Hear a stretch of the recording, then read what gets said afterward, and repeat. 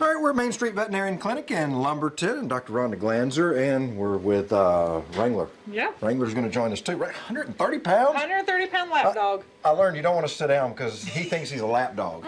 He sure does. He sure does. He'll make himself at home in your lap. Yeah. Well, thanks for joining us, and let's talk safety tips with the weather, because we're getting a little colder, and dogs with short hair might be a little concerned. Yes, definitely. Wrangler says it's a little too cold outside for him.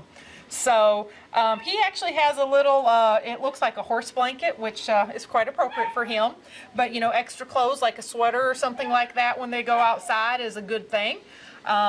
And also, if they stay outside, making sure they have plenty of shelter, you know, a dog house with plenty of bedding where they can get out of the weather and still remain warm. Sure. And if you keep something outside for them, a mat or something like that, you want to make sure it stays dry? Yes, definitely you want to keep it dry, because if it's wet, that's going to help chill your animal, which we do not want. We do not want them getting cold. And then the other thing is, if you have, you know, the long-haired dogs that maybe you shave down for the summer, make sure you don't shave them down for the winter so they have some extra hair to help keep them warm.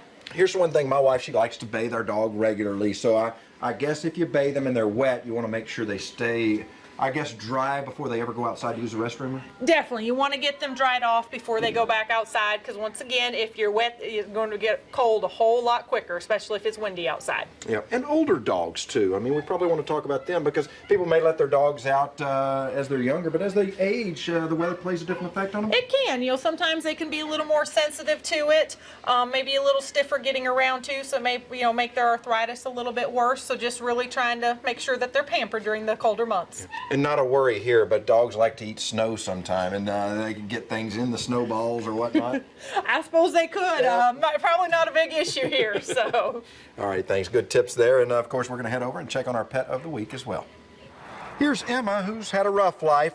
She was hit by a car a few months back, but as you can see, she's recovered nicely and loves to play ball. A Lumberton student paid to have her rabies shots and have her fixed.